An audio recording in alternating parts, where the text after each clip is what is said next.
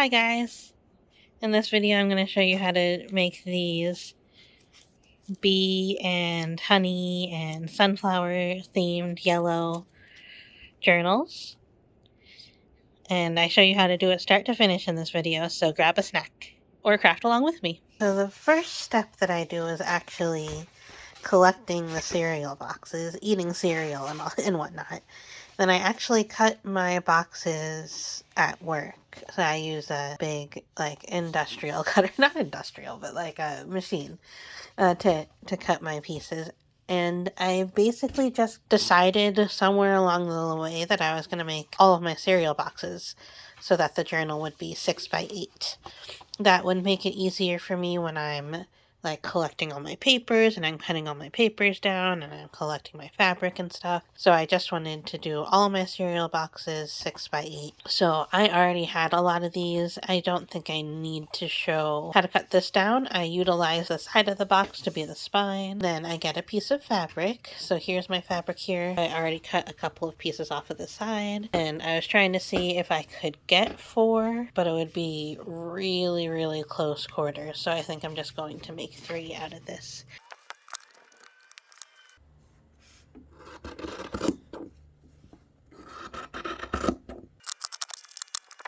Alright, and then I'm not worried too much about fraying edges because I'm going to be gluing it down. So the glue will take care of that. So what I'm going to be doing is I'm going to be folding it over here and gluing down. So I want to cut off that extra little fabric that happens on the corner because you don't want that to get too bulky. I'm going to cut at a 45 angle here. Like I give it a little bit, like a centimeter, I would say, right there along that 45, and then I just angle it just a little bit more just to give myself a little bit more space to glue.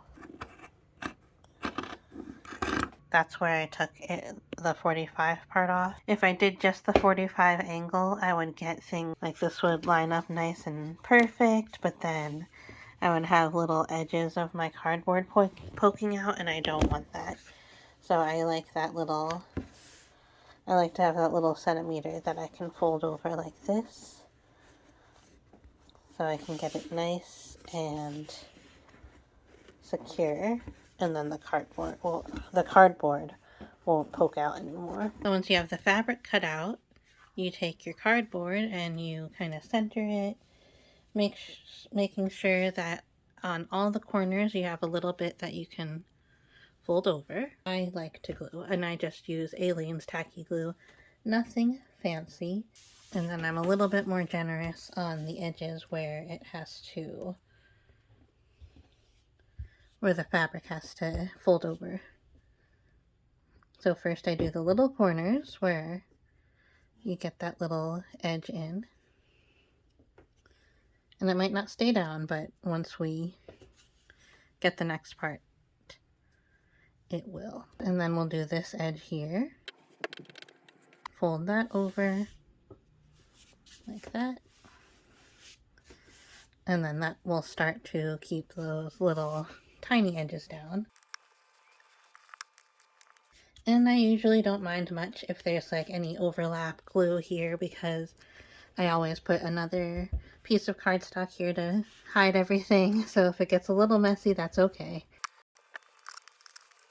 Alright, so now from before I've learned my lesson. My little edges of the cardboard are not going to be pointing out.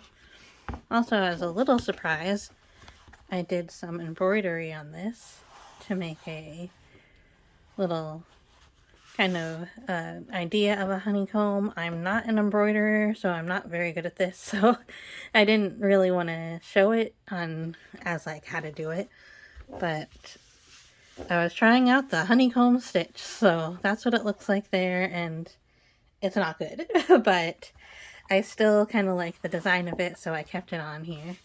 And while you have your glue and everything out, this is a good time to attach your ribbon closure. So I like to put it just right in the center of one side, and just when you close it, just make sure it lines up pretty nicely like that.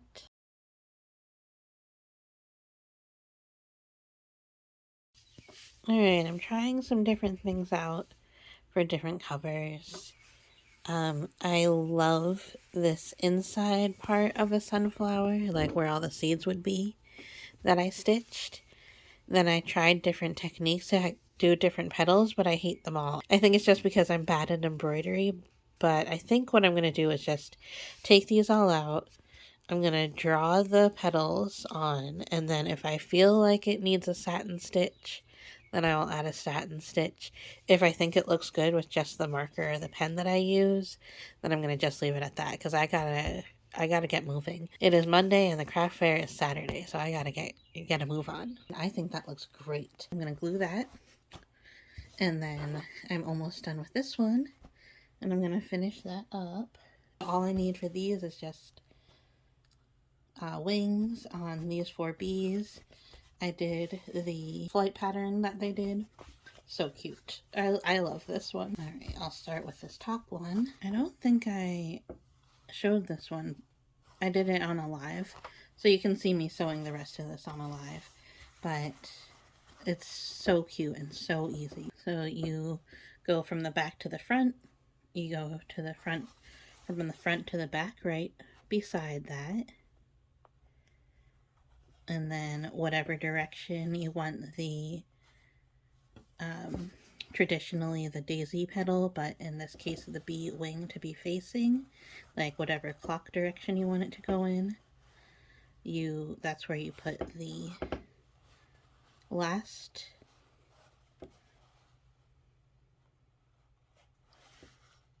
stitch. So you go from the back to the front, and then you just make sure that the rest of the thread is being held down by that, like that.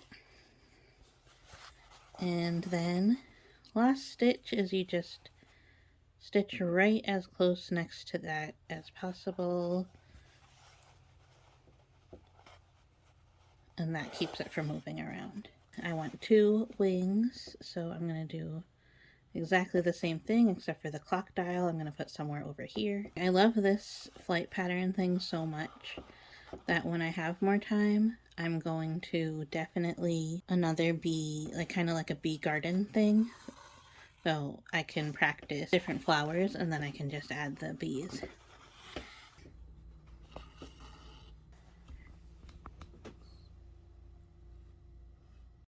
Okay, I'm done with the outer part of the covers. Now all I have to do is decorate the inside covers, and I'm just going to do that with cardstock. Cardstock for the inside front and inside back. The spine, to cut these down to size, so I want them to be a little bit smaller,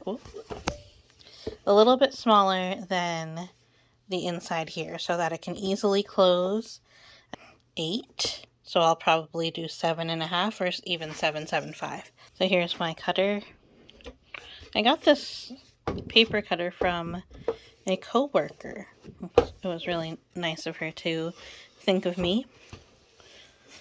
And the first thing that I used this cutter for was to cut my wedding invitations. So that's fun. So always a good memory to have. So there's 7. There's 7.5. Is that 7 3/4? I always have to like talk myself through it so I don't mess it up, because so many times I've gone to like 6.5 instead of 7.5. 7.5. So I think that should be good. It should fit within the parameters that I have. It should be small enough, but not too small. Just make sure it's lined up on the edges here.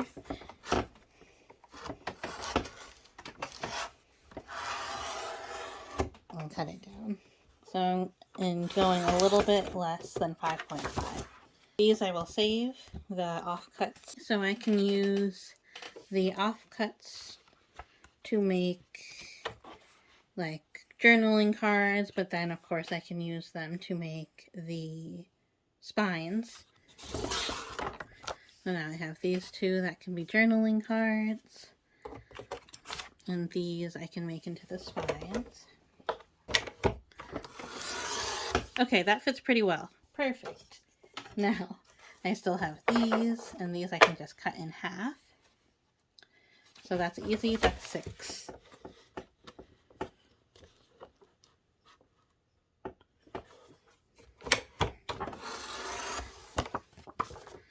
And I have more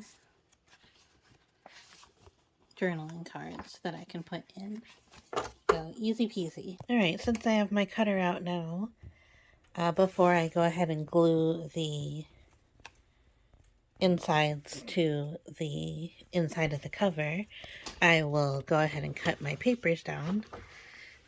That'll be a little bit easier because there's more leeway on the actual papers. The height of the book is 8 inches, so I want it to be basically less than 8 inches tall.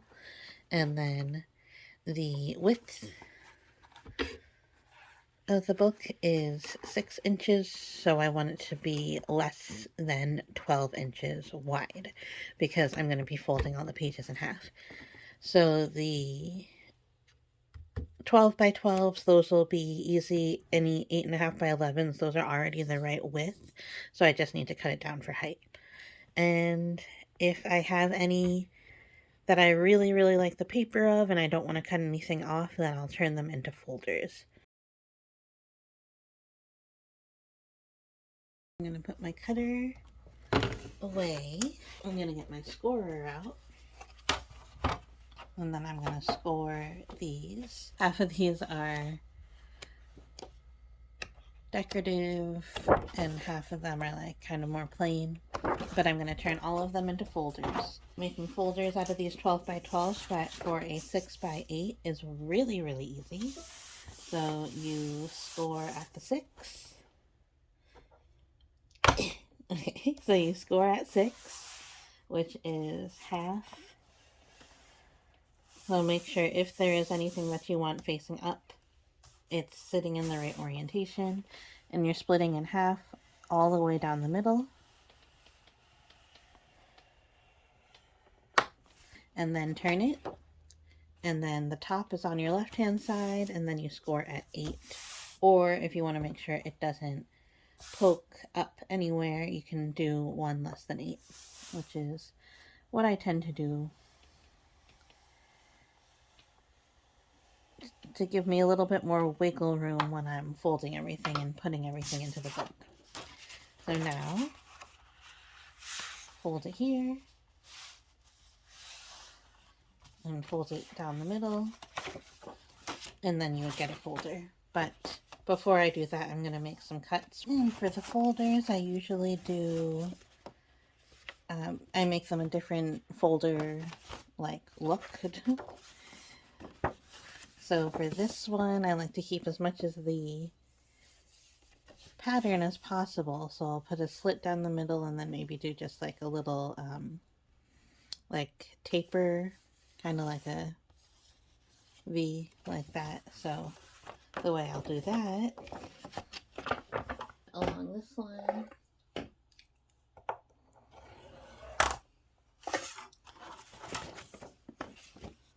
and then I always have to double check. You want it to be a V, not an A, because you want the most area of like where you glue the folder down to be on the outside. So make sure you don't cut it the wrong way.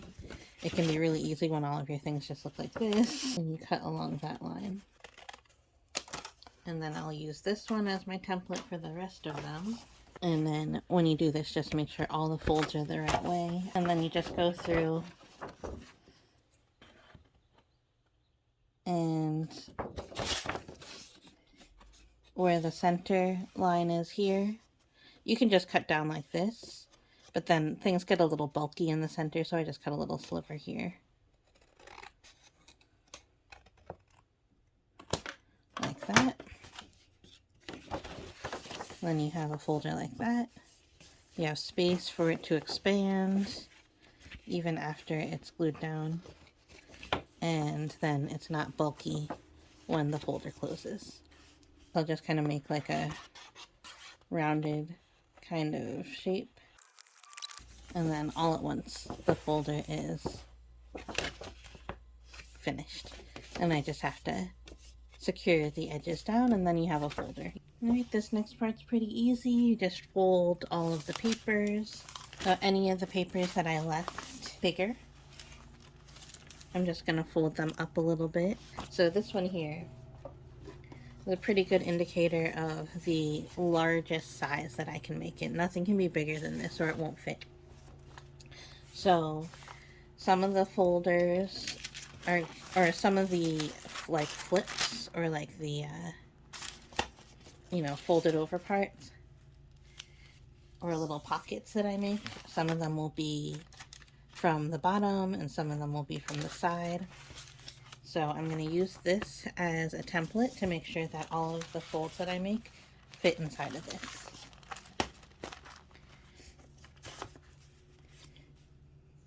So I think this little pocket would be too small if I make it as big, so I'm just going to fold it up where it looks aesthetic to me. And then that will definitely be smaller than that. But I want to fold it in half and make sure that the half will fit within the width here, which it should. But I can always trim it after it's folded too.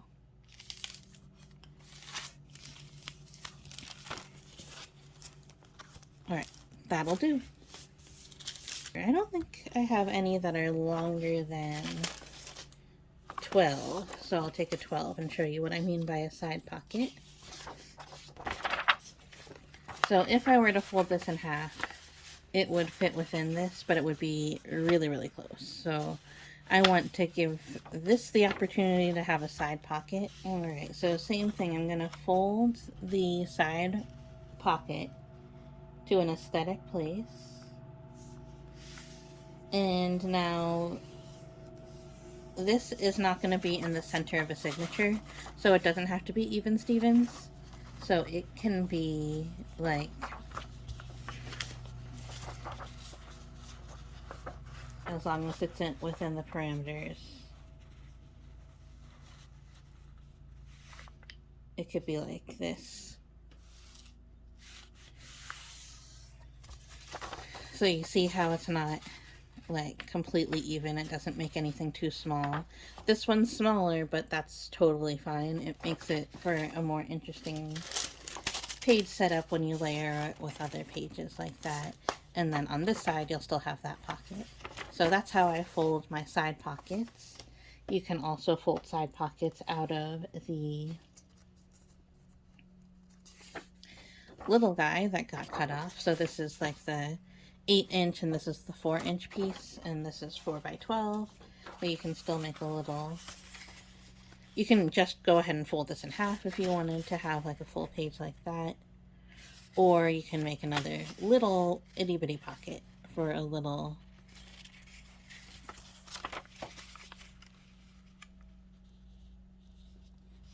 piece of ephemera, a little journaling card or something like that. So that's what I'm going to do next. And then most of these I'm just going to be folding in half because they're already cut down to the right height and they're already smaller than the 12 inches. So that's what I'm going to be doing next. It's going to take a while, so I will switch to hyperlapse. Alright, I'm putting some ribbon tie closures on, which I've already shown in this video even, but I just wanted to show something that I just thought of. Like, this is breaking news here. Was working on these little ribbons. I'm afraid that they're just going to slide out if I don't secure it down. So all I did was take a piece of paper and put that on so that it has something to hold on to and it gives it a little bit more structure. Now obviously it can still slide out, but I'm going to be putting another layer of paper on top of it, so hopefully that will keep it secure. So it's just like a little extra layer of security. And I just wanted to show you how I'm doing that. So I'm putting this ribbon on, and then I take the piece of paper, and then I just put a bunch of glue on it. And the glue will kind of act as some structure as well to the whole piece, because when the glue hardens, it kind of makes everything a little bit more sturdier. And then I thought that it's probably a really good idea to do this with lace. Is lace lace with with like little holes in it, because then they're what when like the glue gets all through the holes and stuff. Now you don't have to worry about that if you have this paper here. And I'm gonna let that dry before I put my backing on. But I'm gonna put the backing, or like the inner cover part, on like that, and then you won't see any of that paper, and hopefully it'll be nice and secure. And I will just go ahead and put the inside on now.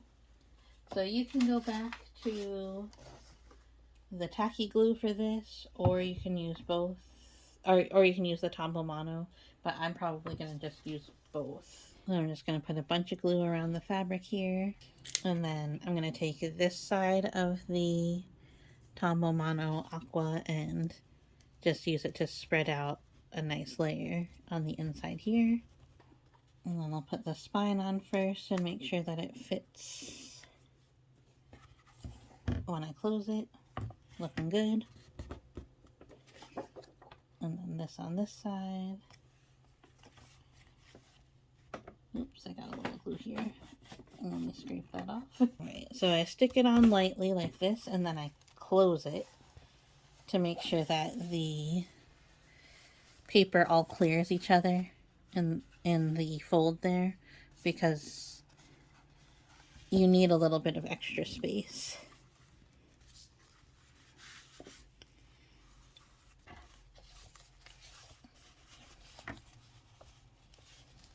So see here, this is like trying to push it, so I'm just going to pull it a little bit more this way and see if this will be okay. Alright, that looks good.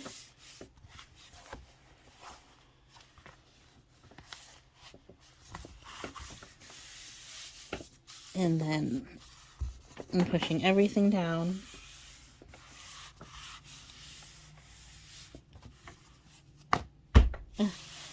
And then from the other side, I push everything down also.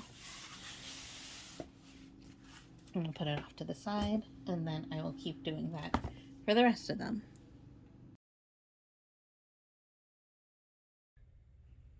Looking cute. I just did a bunch of stamping. Ooh, it actually, like, I was looking at it so close and was like kind of getting tired, but like seeing them all like that makes me very happy. On the live, I picked out some little vellum pieces that I'll use. I did some stamping. I picked out some paint chips that are appropriate. I chose some more pages that I can put in, kind of put them in like cards or something, or I'm not sure yet, but I will put them into the journals. Then I got some more paper that I will have to cut down, and then I'm going to start collating. I also, on the live, I chose the thread that I'm going to use, so I got 3 pieces of thread, or 3 colors, so I'm not sure which one I'm going to use, or if I'm going to use all of them yet in different ones. And so let me cut these down, and then I will get to collating. Alright, so I did a good amount of decorating yesterday. I'm going to allow myself some time to decorate with just what I have here on the table. So I have some lace, some ribbon pieces. I'm allowed to use these 2 stamps, this one bee and this sunflower. If I want to stamp, I'm allowed to only use these stamp pads that I have here. I can corner some pages, and I can put some edge decorations on. I can sit, and then I still have washi tape that I can use whenever I feel like. I can go to the sewing machine, but I can only go once, so I need to plan all of my sewing out as I'm decorating. And then, but otherwise I just need to glue or staple, and that's it. Oh, I also have this ribbon here that's drying. I just made it orange. I still have to get to my sewing machine, so I'm just going to sew this, and that's it, I think. I've already collated because as I was decorating, I just went ahead and collated as I went. And so when it comes to, I didn't really collate. I separated everything out, and then collating is next. So I think what I will do is this seems like a lot of pages, so I'm going to count them, many pages the thing will be, and then I'll be able to separate the pages from the ephemera. So here's 1, 2, 3, 4, 5, 6, 7, 8, 9, 10, 11, 12, 13, 14, 15, 16, 17, 18, 19, 20, 21, 22, 23, 24, 25, 26. So here, this is not a page that will actually be in the book, so that doesn't count. 27. Here's some more ephemera. 28. 29, 30, 31, 32, 33, 34, 35, 36, 37, 38, 39. So this is an envelope, and either I can put it on the page like this, or I can glue it onto a page like this, or I can loop it around a page like this, or I can put it in the spine like this, and then that counts as a page. So I'm going to keep it out for now. Here's 40 and 41. So I will say 40, and then 40 times 4 is 160. So you have 40 sheets of paper that turns into an 140 page book. So I think that's really good. This one I'm going to sew some lace onto on this part. And then I don't know if I'll sew lace or if I'll sew some of this funky ribbon on. This funky ribbon is pretty cool, so I think I will sew the funky ribbon on, and then it can actually serve as a little like belly band too. So I think I will do that now.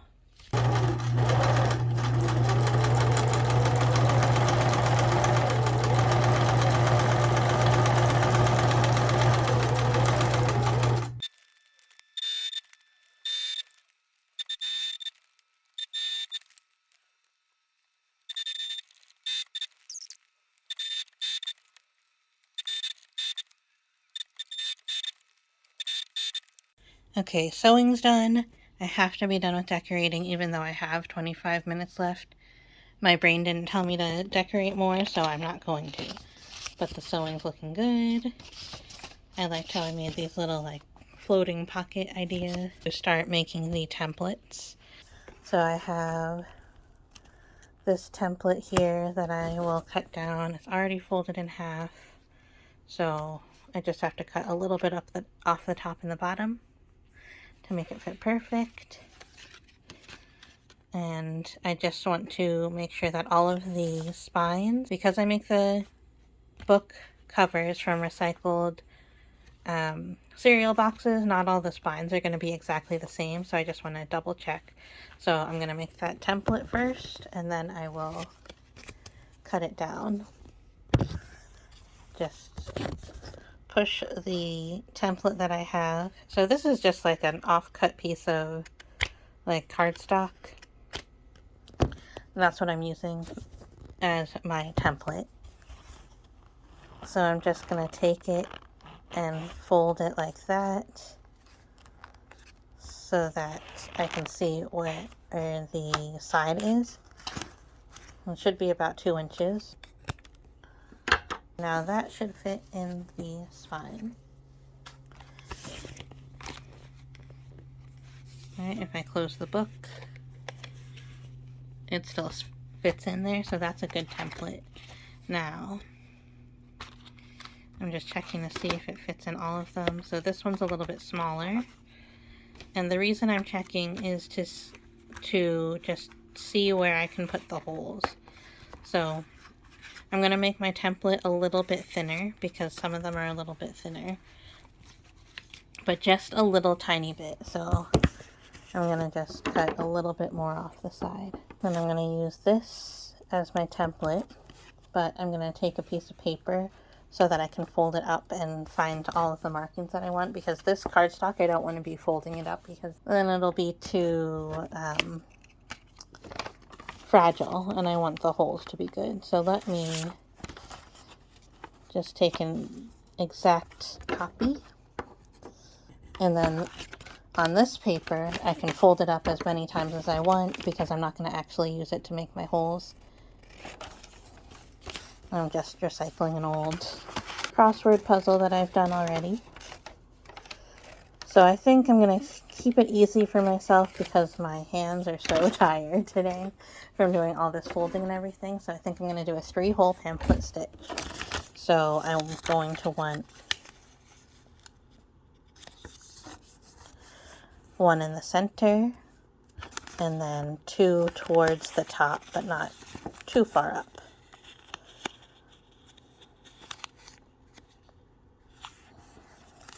I think something like that would do, because you don't want them to be too close to the top for a couple of reasons. One, then it won't be as tight of a stitch. Another is because you might end up, some of the pages that you have that are a little bit smaller won't fit inside the confines of your 3-hole stitch. So that's where I'm going to put the stitches. I'm going to fold this in half. And this is where I'm going to poke my holes in all of my signatures. And I haven't made the signatures yet. So that's going to be just, it's going to sit right in the center like that. I might even use this page to do that.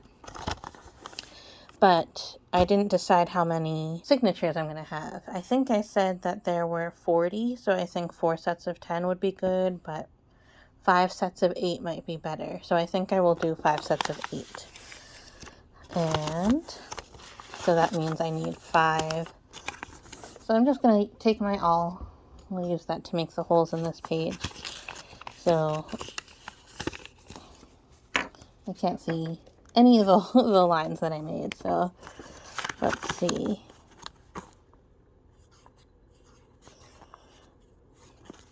That's the middle line that I made. Like that. Then here's the vertical middle line. I know it's horizontal now, but I'm holding it so it fits on the camera better.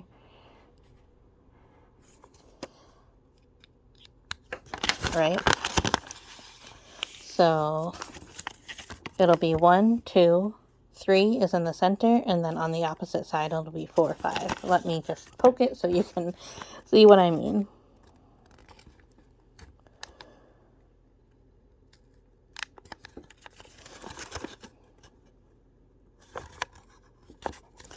Alright, so if you look at the side here, we have 1, 2, 3 in the center, 4, 5. So that'll be 5 signatures.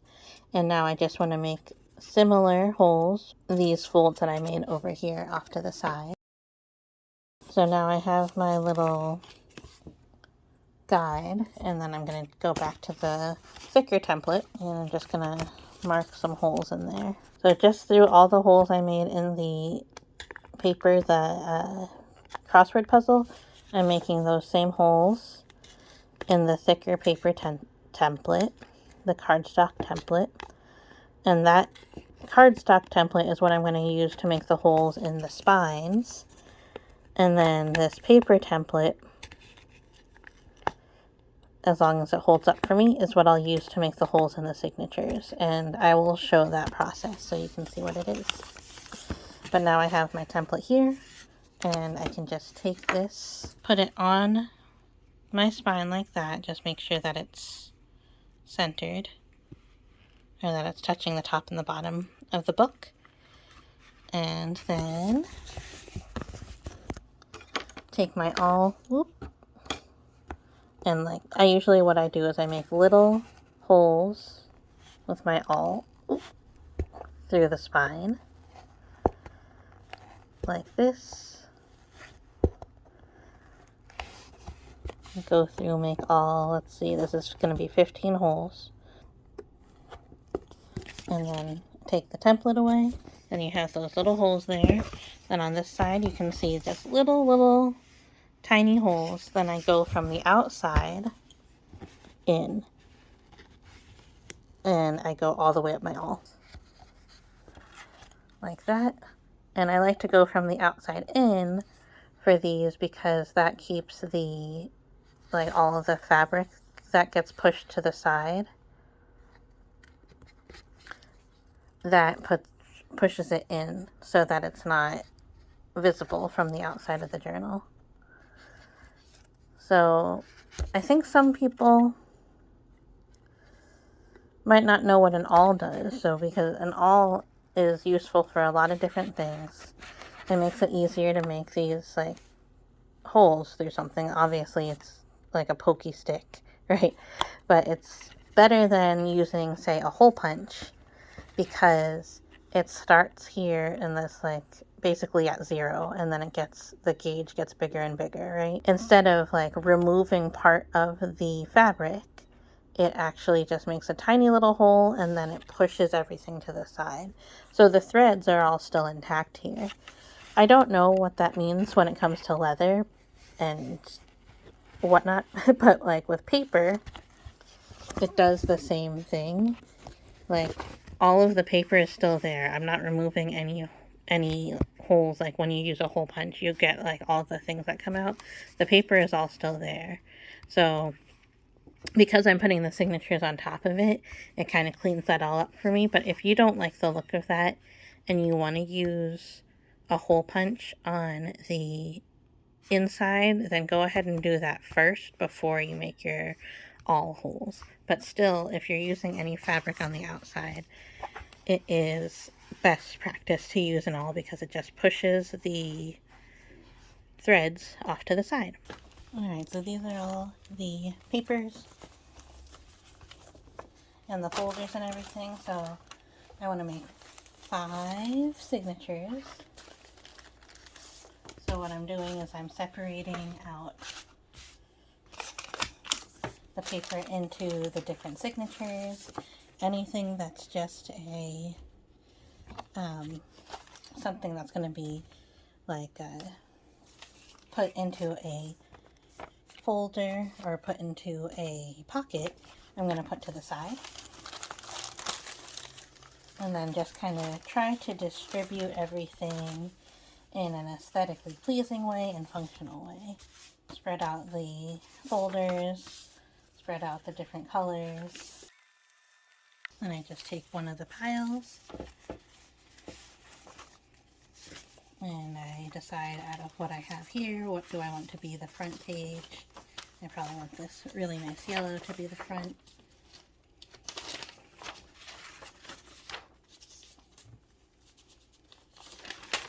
And then you just start filling in the different kinds of papers that you have, spreading out the smaller ones and the different loose leaves, like if you have a lot of the same kind, kind of spreading it out so there's some variety. Okay, I'll take that in there.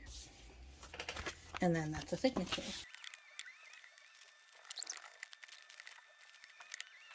Okay, so now I just need to, I put everything together into the signatures, and I just need to put the awl holes in the signatures. So I have this thingy here. You just slip it into the center of the signature, like that. You take your awl, and you clear, make sure your fingers are clear, and you push through.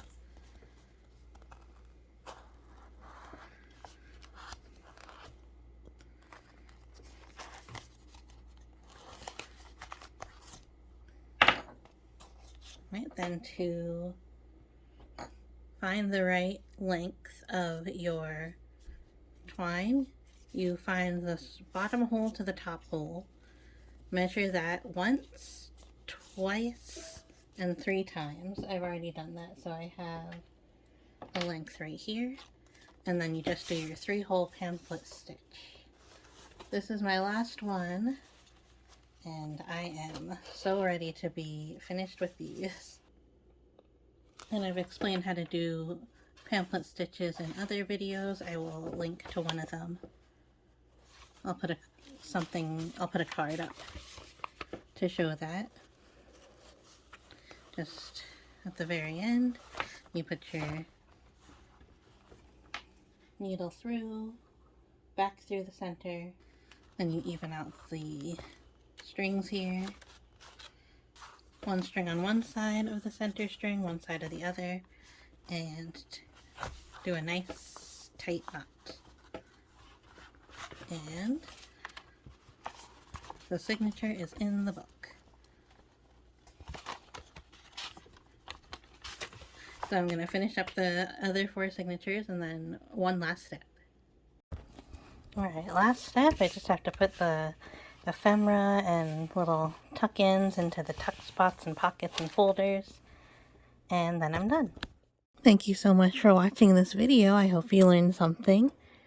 Let me know if you like these sunflower and bee themed junk journals. I had a lot of fun. Yellow is one of my favorite colors this time of year when it's raining a lot and you want a little bit of sunshine. If you like this video, please give it a like, comment if you have anything to say, and let me know which one's your favorite. If you want to see more videos about how to make junk journals, I have lots more to come. Please give me a subscribe. It'll mean a lot to me. Thank you so much, and I'll see you next time.